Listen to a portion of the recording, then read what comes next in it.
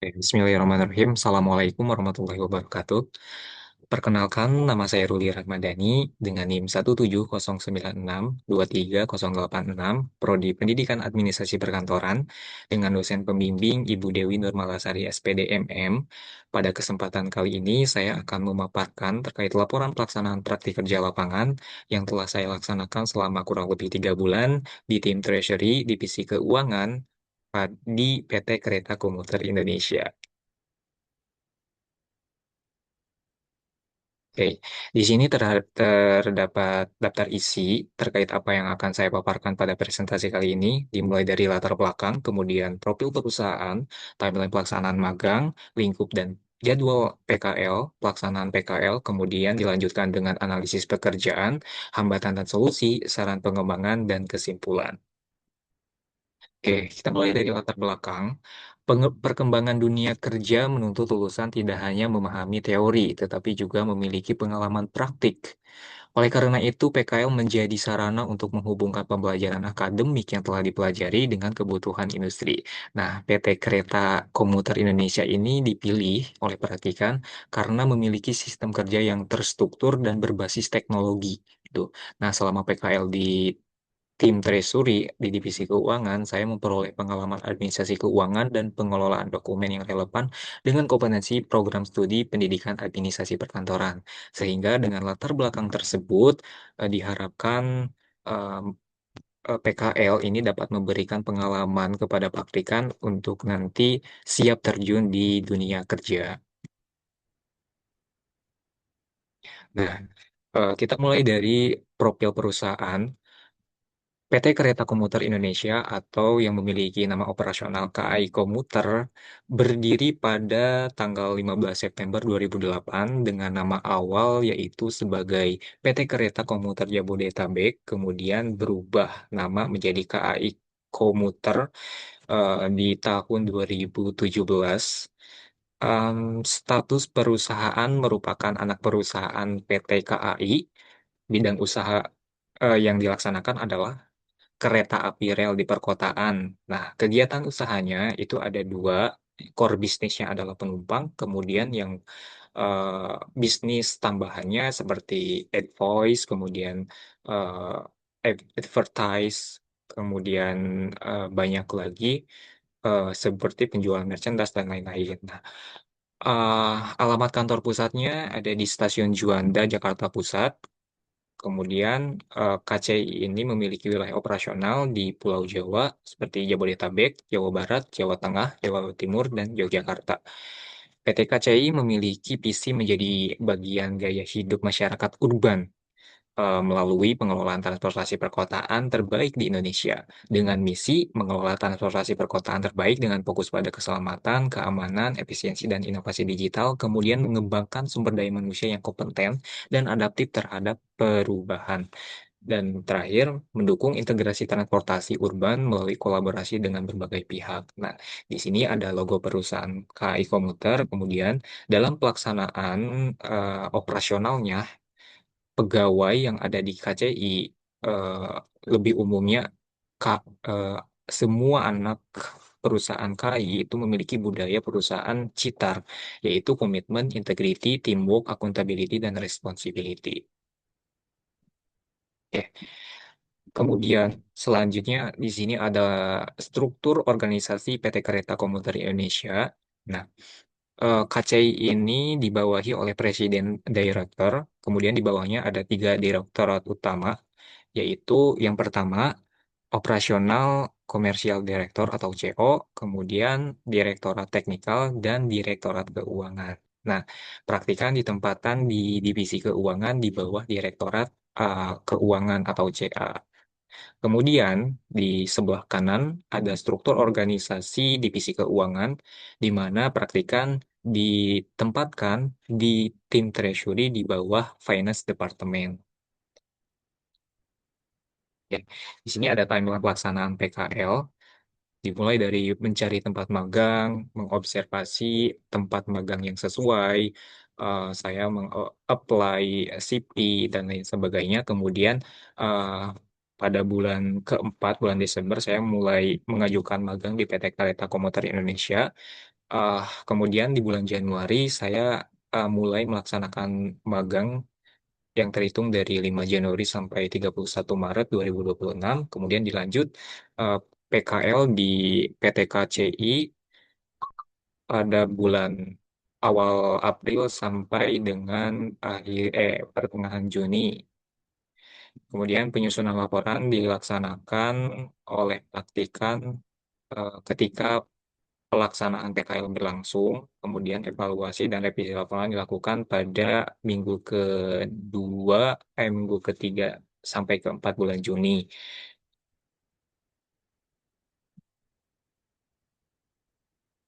Di sini ada lingkup dan jadwal PKL.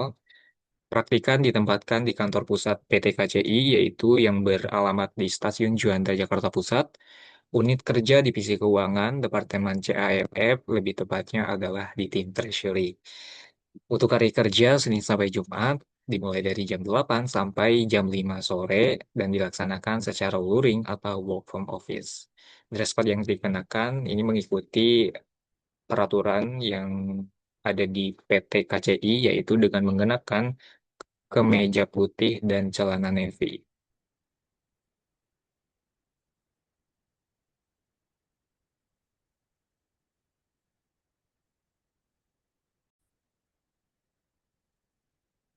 Kemudian selanjutnya ada pelaksanaan PKL. Nah, selama melaksanakan praktik kerja lapangan di PT KCI, praktikan diperbantukan dalam beberapa kegiatan administrasi keuangan. Ada dua bidang pekerjaan, yaitu yang pertama bidang administrasi keuangan dan bidang manajemen keuangan. Nah, dalam bidang administrasi keuangan, praktikan diperbantukan dalam merekap daftar kebutuhan UMD, kemudian verifikasi dokumen pertanggungjawaban uang muka dinas atau UMD, kemudian pengecekan kelengkapan bukti transaksi, dan posting pembayaran pada sistem SAP. Kemudian pada bidang manajemen kearsipan, praktikan diperbantukan dalam hal rekapitulasi dokumen, kemudian persiapan dokumen untuk divisi ke akuntansi, kemudian pemberian tanda lunas dan digitalisasi dokumen. Nanti akan dijelaskan lebih lanjut di analisis pekerjaan PKL.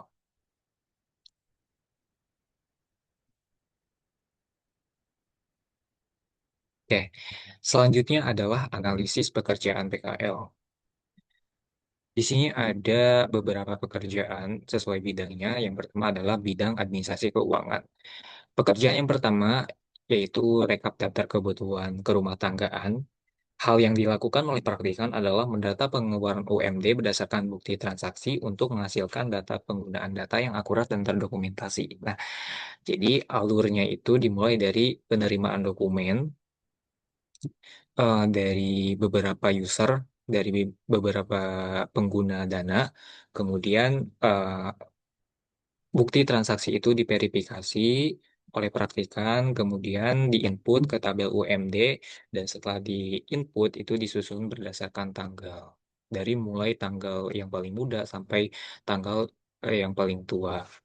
Nah, em, pekerjaan ini memiliki keterkaitan dengan mata kuliah pengantar akuntansi karena eh, karena eh, buk transaksi bukti transaksi itu sangat penting, sangat eh, wajib ada dalam setiap eh, apa pembayaran gitu. Kemudian dalam pemeriksaan dokumen UMD yang praktikan lakukan adalah memverifikasi kesesuaian dokumen A9. Jadi A9 itu merupakan bukti pembayaran, kemudian disesuaikan dengan G215 yaitu bukti pengeluaran kas dan AM A8 untuk memastikan pertanggungjawaban dana sesuai prosedur. Jadi alurnya itu dimulai dari pengecekan A9 yaitu dokumen pembayaran baik bayar ataupun non bayar, kemudian verifikasi G215 yaitu bukti pengeluaran kas. Kemudian di compare nih dari bukti bukti pembayaran dengan bukti pengeluaran kas, apakah ada sisa. Nah, kalau misalkan ada sisa itu diterbitkan dokumen A8 yaitu bukti pemasukan. Nah, apabila sudah diterbitkan A8, kemudian dokumen ini diarsipkan. Selanjutnya adalah pengecekan bukti transaksi UMD. Nah, eh, kegiatan ini adalah memastikan setiap transaksi memiliki bukti pendukung yang lengkap untuk meminimalkan kesalahan administrasi dan meningkatkan akurasi data. Alur pekerjaannya dimulai dari pengecekan dokumen, yaitu yang dicek adalah bukti transaksi seperti bill, kwitansi, dan lain sebagainya. Kemudian praktikan mencocokkan nominal yang ada di tabel analisis UMD dengan bukti transaksi yang tersedia. Kemudian apabila sinkron atau sesuai dengan di tabel UMD, maka eh, selanjutnya akan ditindaklanjut bila ada selisih. Itu. Kemudian selanjutnya adalah posting pembayaran pada SAP. Hal yang dilakukan adalah dengan menginput transaksi pembayaran ke sistem SAP untuk mendukung pencatatan pembayaran yang terintegrasi dan real time.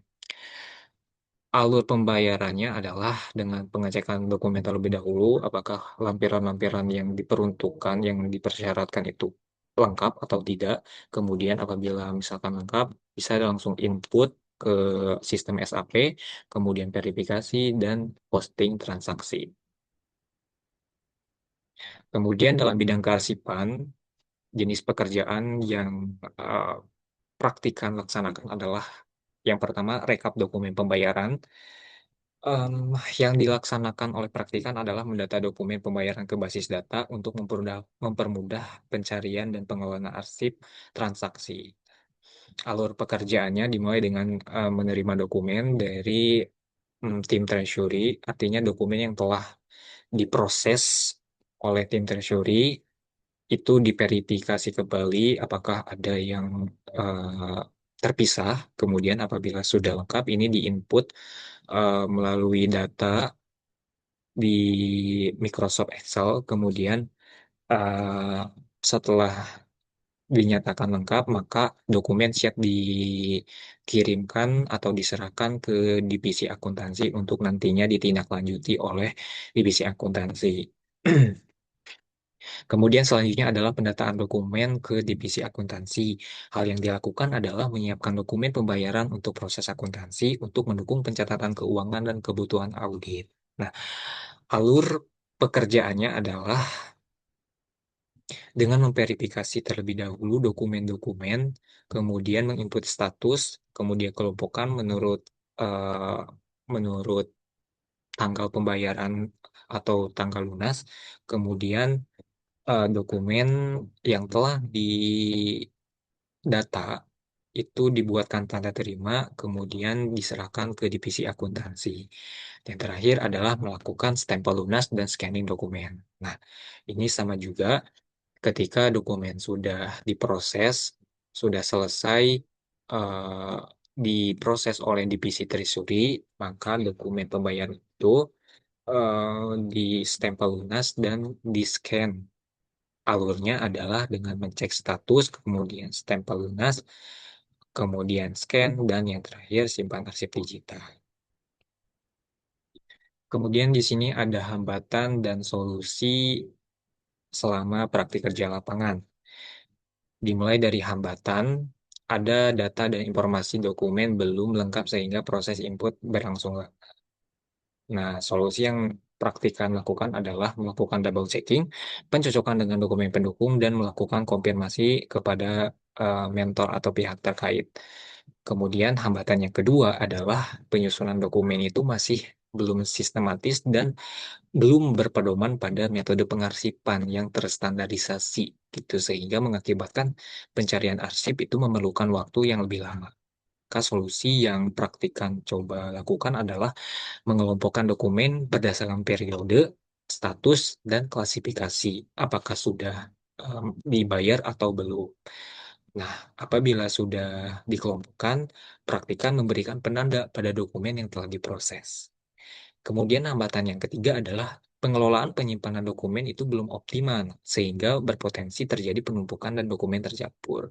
Jadi, dikarenakan penyerahan ke divisi akuntansi itu tidak efektif, yang harusnya diserahkan hari ini, tapi tidak terrealisasi, maka dokumen yang sudah terdata mengalami penumpukan di divisi keuangan.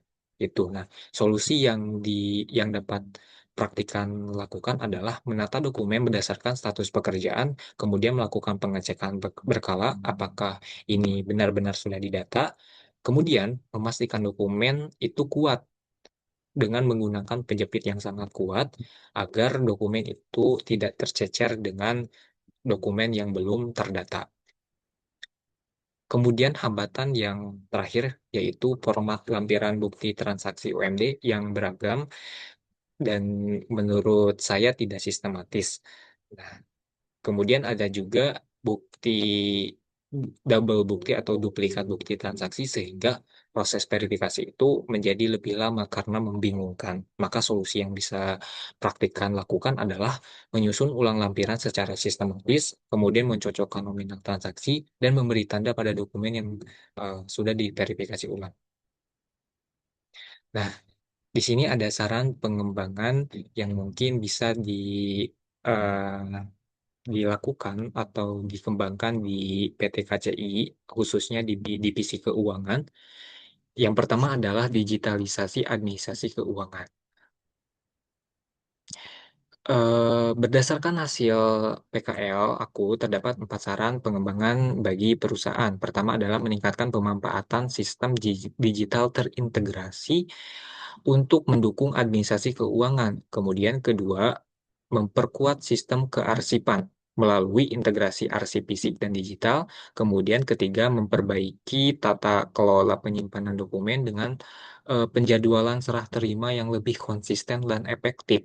Jangan sampai dokumen yang sudah terdata itu mengalami penumpukan di divisi keuangan sehingga eh, akan terjadi penyempitan ruang gitu karena tidak adanya efektivitas serah terima dokumen kepada divisi akuntansi. Kemudian keempat, menyusun standar penyusunan dokumen pertanggungjawaban UMD sehingga proses verifikasi itu menjadi lebih cepat, akurat, dan seragam. Di sini ada kesimpulan. Yang pertama terkait pelaksanaan pekerjaan, melaksanakan praktikan telah melaksanakan administrasi keuangan dan manajemen kearsipan pada tim treasury, kemudian melakukan verifikasi dokumen UMD, posting pembayaran SAP, rekapitulasi, serta digitalisasi arsip. Kemudian memahami pentingnya ketelitian, akuransi, dan pemanfaatan sistem informasi dalam administrasi keuangan. Kemudian hambatan yang praktikan alami, yang pertama adalah data yang belum lengkap, kemudian pengelolaan arsip yang belum optimal, serta format dokumen yang belum seragam. Maka solusi yang bisa praktikan lakukan adalah dengan double checking, penataan dokumen, digitalisasi arsip, dan penerapan verifikasi yang lebih sistematis. Kemudian ada kesesuaian kompetensi yang ada di prodi dengan implementasi di dunia di perusahaan. Kompetensi program studi yang sesuai pada bidang studi, contohnya adalah administrasi keuangan, pengelolaan arsip, dan penggunaan teknologi perkantoran. Nah, maka PKL ini menjadi wadah penerapan mata kuliah seperti pengantar akuntansi, digital office, sistem informasi manajemen, basis data, kemudian kearsipan digital, dan juga etika bisnis dan profesi. Oke. Mungkin sekian yang dapat saya paparkan pada presentasi kali ini. Mohon maaf apabila ada salah kata atau mungkin kurang jelas. Saya Mulia Ramadhani. Terima kasih. Wassalamualaikum warahmatullahi wabarakatuh.